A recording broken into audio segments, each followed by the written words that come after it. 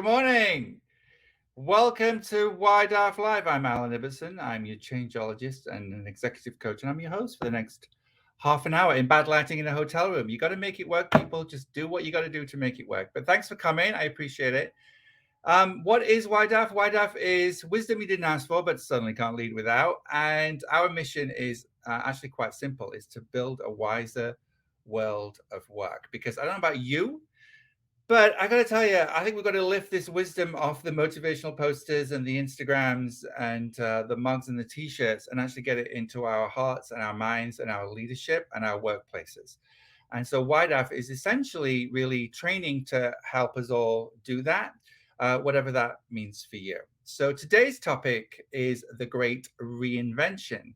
Not the Great Resignation, that is definitely happening, but it's also leading to the Great Reinvention. And I am delighted today because the Queen of Reinvention herself, no, not Madge, the Queen of Reinvention herself, Barbara Barna Abel, you've all heard of her, is here to give us some great advice on how to reinvent your career, your job, or just essentially yourself in pursuit of your highest and best calling. So I have actually seen Barbara reinvent herself more than once, and she's made a career out of helping others do the same. In fact, when I left my corporate job many moons ago, she was one of the first people that I talked to.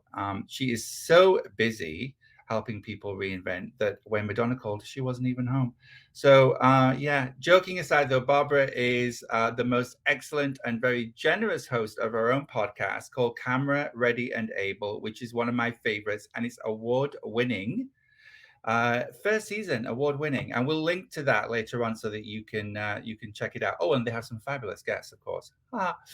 So I could go on and on, but by now you already know that she is my good friend, and yes, she has some wisdom to share with all of us. So Barbara, where are you? Come on in. Good morning, Alan. Thank you. I am so stoked to be here. Thank you so much for inviting me. I'm really I'm chuffed, as the British would say. Chuffed. You know, the Brits are all over the news today. In fact, my friend was all over the news yesterday because she was one of those two sisters that got reunited because of British Airways coming in. She was the two sisters. So they were all over the news. It was really funny and fun to watch. But yeah, and today's a big day for Paul Rudd. Did you see the news? Oh my God, sexiest man alive. He's been waiting for that. Good on you, Paul, I think. I don't know how he feels about it, though. That's the thing. How would you feel about it, Alan? I would not feel good about that. No, I would not feel good about that. I think that might actually kind of like, hurt me rather than help me, to be honest. But let's see who's here this morning. Melissa, hi, Melissa. It's great to see you. It's been a long time. Vivian's here. Tara's here. Good morning. Hi. Thanks for joining us. We have got a packed half hour of great advice today, and I'm looking forward to it. And I'm really appreciative of you, Barbara, for coming. Apologies for my crappy lighting and my ring light and like all of that, but you know what, it's a COVID world, we live in it and we're all good, right? So hey, don't focus on perfection, focus on success. Exactly. Delivering value to the audience. Just do it, right? Alan, it's a core principle. We didn't show up this morning for your lighting. We showed up for the wisdom that you're sharing. People showed up for you, Barbara. They showed up for you, so cheers to you. That's really kind of you. Mm-hmm. We can debate that in the morning. So let's get into it, Barbara. I know you have reinvented yourself more than once. Yes. And I know you've got stories to share about that and stuff to share about that, and you've used it to help other people. So I thought I'd start off by asking you, if you would tell us a little bit about your own reinvention and what you have learned from that. I would love to. So yes, I was actually thinking about this. I think I have officially reinvented 7 or 8 times. Wow. Because I think it's the world that we live in. Because when I was born long time ago in the last century, I mean, I was at the tail end of people who actually thought that you would get a job and be in that job for your entire career and retire and get a gold watch. So with that, I was actually thinking about motivation comes from a variety of places. And I also believe, and we've talked about this before, you know, how I believe in signs and they come from everywhere. So many moons ago, which kicked off my first reinvention, was the movie When Harry Met Sally. Because there's a pivotal moment when Sally's having a crisis and she's crying, and Harry's like, "What's wrong?" And she's like, "I'm going to turn 40." He's like, "When?" "Someday." And it hit me like, because I was in my mid-late 20s at the time, and I was like, I was going nowhere. Do you know what I mean? Like, I was dead end in the career I was pursuing in the music business. Nothing was, it was just like, Yeah. and that line, I don't know, in that moment, you know, I just saw myself. And so that's what motivated me it took me a while to, like, you know, get it into gear. But that is what got me to literally from Los Angeles to New York, which set me in motion, because that's what led to me getting into television, completely transforms my life. I completely reinvented myself in every single way, which, by the way, people had, you know, who were still in LA were like blown away. Like, nobody had ever, like, whoa, she went Yeah. from being like nowhere girl to like, wow, like at this amazing company, learning stuff, doing amazing stuff. And so I stopped and realized, and even then, you know, big thing is I had to stop and really check into myself. I certainly did not have the skills or the vocabulary to understand what I was doing, but I did. I really stopped. It was like, what's going on? What do I really want in my life? What are the opportunities ahead of me? What do I need to do? There's also a component of identity, like, who am I? And the idea of, like, how do I see myself, as well as how do others see me? Yeah. And so it became about taking action to change the story, and then actively, and then, you know, sharing that story. So that was the first time, but it's actually led, you know, then other circumstances, obviously, you know, getting fired from jobs has forced me to reinvent. And I went from being an employee to having my own business. Yeah. Right. Technology has forced me to reinvent, because as in marketplace and market driven forces, forced me to reinvent, reposition, get new skills, start to self-identify in different ways. And I feel like for many of us, I'm again somebody where COVID may help me to reinvent and be like, okay, who am I going to be? Wow, I have a lot of time now to ask myself some big questions. Yeah, for sure. Absolutely. I think, you know, one of the interesting things I think is that for some people, it is about reinvention, you know, kind of like embarking on a new career or sort of trying something completely new and going in a different direction. But for others, it's actually about repositioning, right? It's about, you know, how do you reposition yourself inside an organization? Like, I mean, my first experience of that was when I was, you know, in my early 20s, and I was working at British Airways in London, and I was working in sales. And I was really fascinated by a career in training and development. And so I thought, well, why don't I apply for a job in training and development? So I did that, knowing that I was going to get my, as we call it in England, Dear John, you know, but at least then I could have a conversation with the person who was doing the hiring. So say, what do I do to get in? Like, what would I need to do to help me understand why? And she was kind enough. Her name was Linda Denny. She might even be here today. But Linda said, come for an interview, come have a chat with me. And so I went for a chat. And when I left, she said, do you want to interview for the job? And that began, I got the job. And that began sort of a process of me then working in training and development. But the great thing, that wasn't really about me. It was about I was working in a company that valued transferable skills. They could see that with the ability to sell, to understand needs, to relate to people, to present, you know, options in a way that was easy for people to understand. That was the basis of somebody who could eventually be a good trainer, and they could actually just train me in those skills. And so I really do think that organizations have a role to play right now in this market, in actually upskilling some of their, you know, employees, helping them kind of like pivot and make changes, looking at their transferable skills, filling, you know, positions in different ways. So this is not even just, for me, this is not even just about people reinventing themselves. They need to be given the opportunity to do so by the companies in which they work, or the companies that they want to go and work for, who need to be more open about the transferable skills that they see on a resume, instead of just rejecting somebody because, oh, you haven't done that job before. Oh, Alan, what a great point. You just said so much in there. And so, one, I think in this country, we have a much harder time with the notion of being able to, that kind of reinvention. We're so into segmenting and pigeonholing and labeling and like you're in your niche. But two, the big opportunity that businesses have right now to reinvent how they do their business. Because if people are I mean, that is where we tie into the Great Resignation. If so many people are not returning to their jobs and or quitting jobs, we have the time to look. It's like, how do we do what we do? And I think right there, you just addressed something, is that, not seeing and hearing, not understanding the value you have within your organization and how, well, let's get real. It's like the way you and I met back in the glory days at MTV Networks, training and development. We met at a training. Yep. Which I still remember. I got so much out of it at you. And but the other thing I mean, I joke about this, and it's actually not that funny, is MTV put so much into training and developing their people. And I think as over the years, and certainly after 2008, that is a budget line item that, and I think that people are seeing it now. Like that was an unwise budget cut. Because MTV thrived because their motivation was, how do we be a first choice destination for the best workers in the world?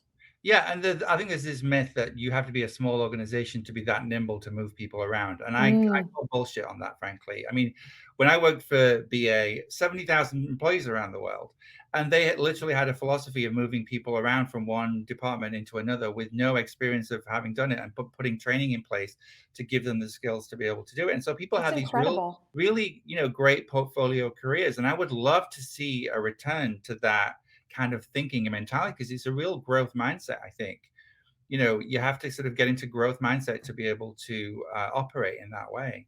I think that's incredible, because on the media side that I work in, that is a very, very tough thing to get.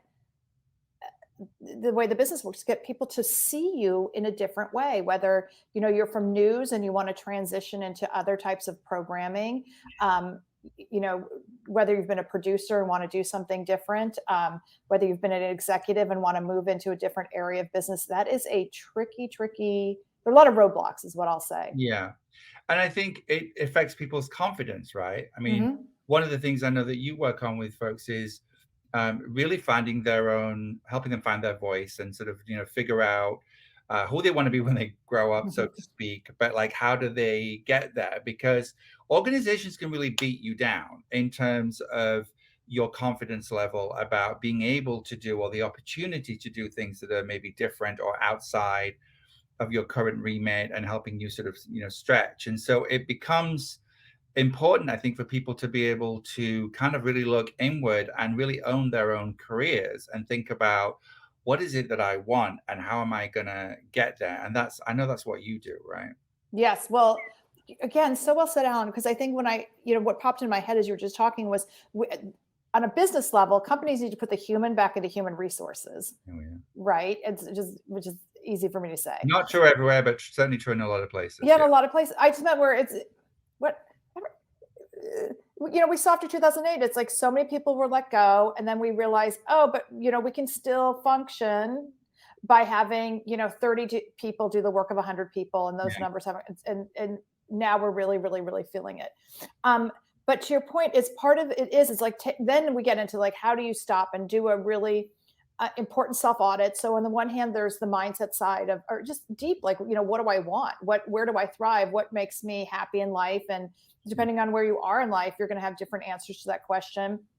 What are you really, really good at? What do you love to do? Because you might not be really good at some of the things you love to do, but that's okay. What are the things that you can't stand doing and you want to avoid? I still think right now it's really important to go back to the question of, where do you thrive? Because I have often discovered people don't really ask themselves that question, and understanding like, how do I like to work? What kind of environment am I going to thrive in?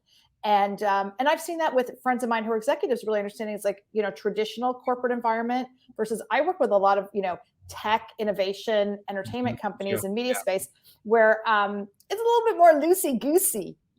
And so, which I actually love, right? But I meant like, it's understanding where you're going to function through. How do you like to be spoken to? I can't imagine that I would necessarily do well, let's say, on the floor of the stock exchange where people are like yelling at each other. No. I joke all the time. Like, I don't think I could work in a kitchen, right?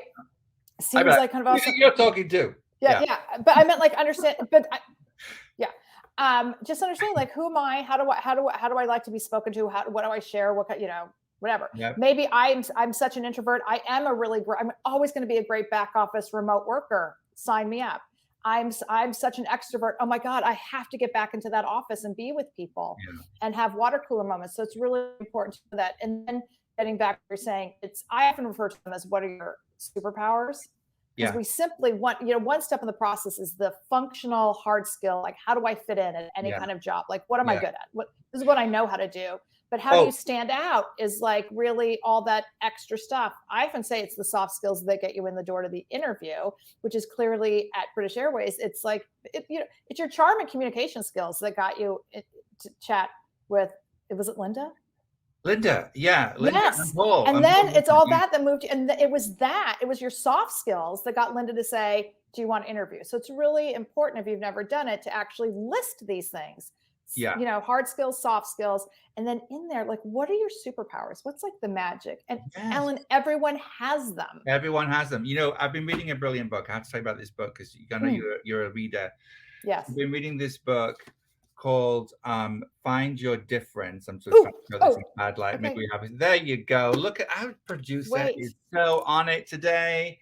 Jay, thank you. So this Find Your Difference. Okay, I'm writing this down on my jumbo post-it right now. Austin McGee. So if you loved that book like 20 odd years ago called Purple Cow, right? The one that by Seth Godin, all about like standing out rather than like keeping in. Okay, so if you love books like that, marketing books, this is a marketing book for people for like CMOs and people working in marketing. However, it is all about challenging conformity. And, we talk about IQ, we talk about EQ, and everybody sort of knows what that is. But Austin sort of brings us this new idea, which is DQ, which has nothing to do with Dairy Queen. Okay. So DQ, which is your difference quotient. I know. Ellen, you're making my day. I was like exploding off the page when I read it. Your difference quotient. And so, of course, that's exactly what you think it is.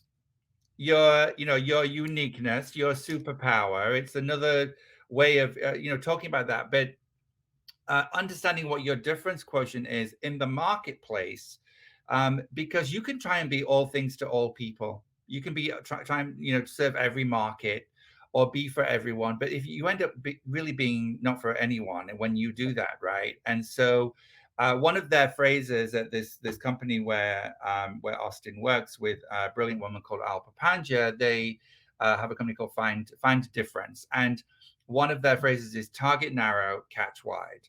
And so this idea of kind of like being really, really sort of narrow in how you think about your skill set and your difference, and having the confidence that there is a market for that will span wide if you really kind of focus on it. So I think focus is really important as well.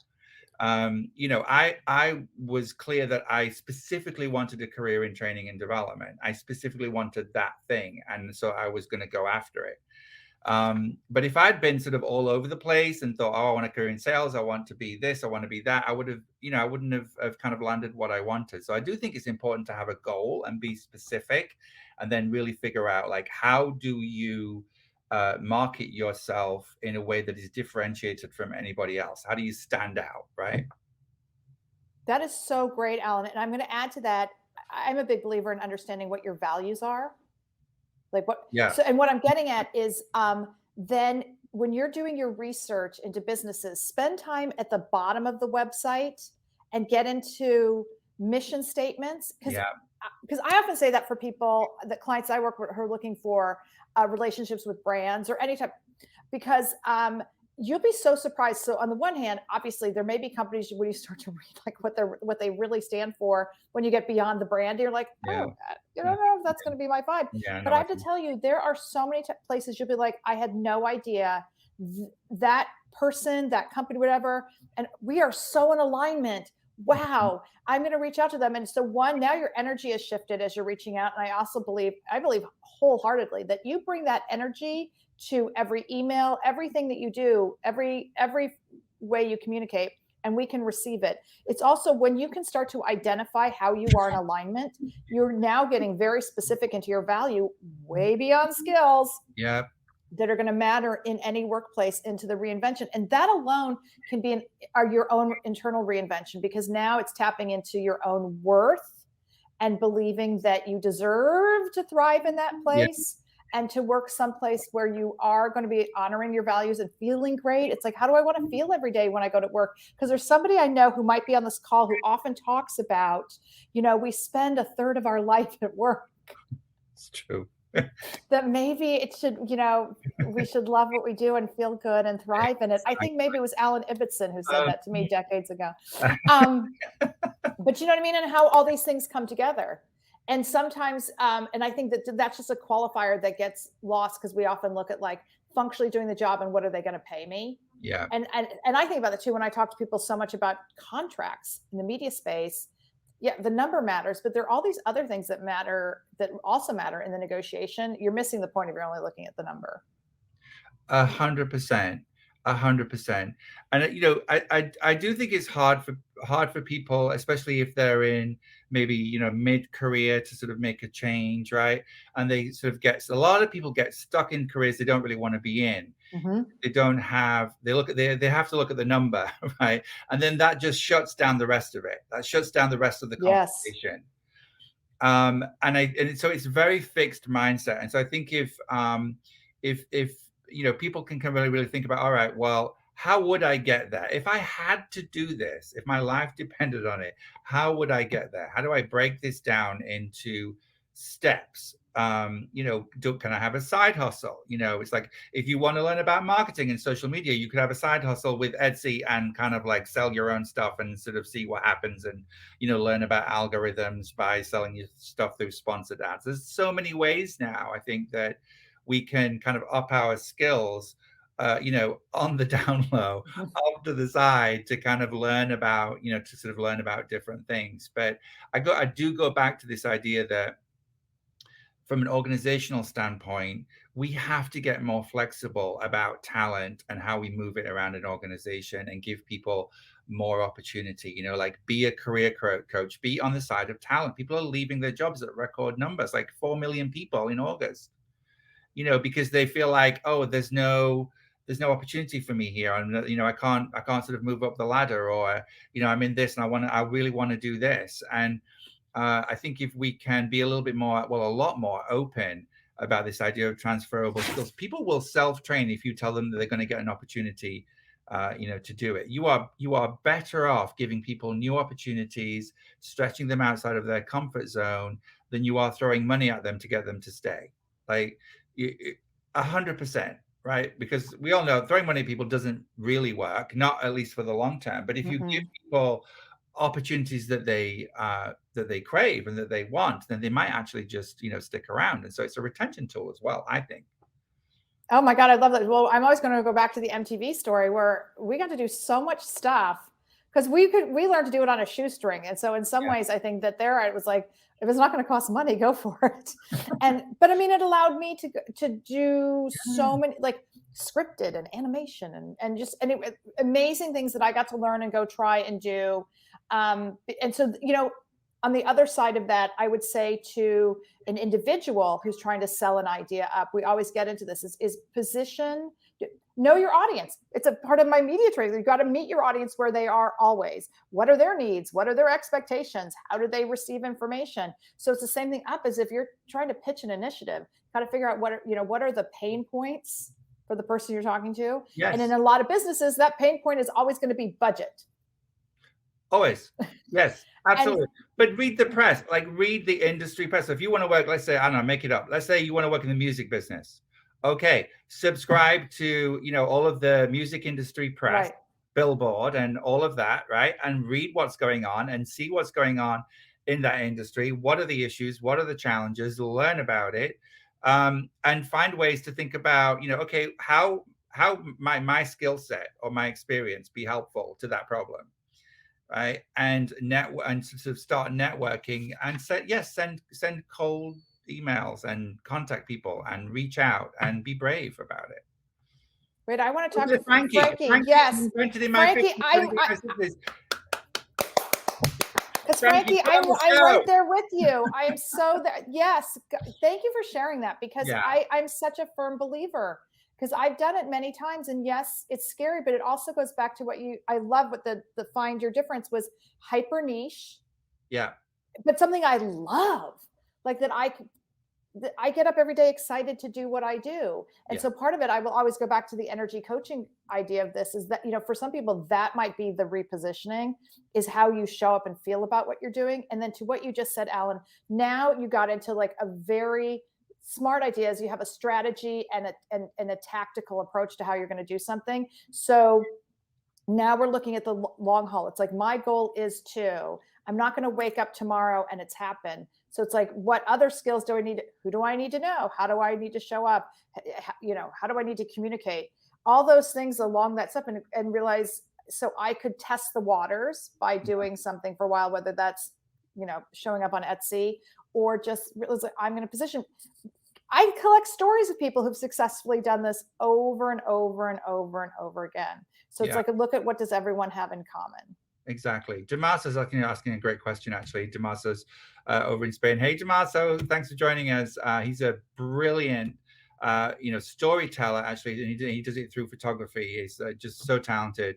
How do you get employees and recruiters to understand how your skills in another industry translate into their industry? It's such a good question. This is, at the heart of what I was saying earlier on. It's like, this is a problem that it's not recognized to the extent that it should be. And I think we have to almost spell it out for people.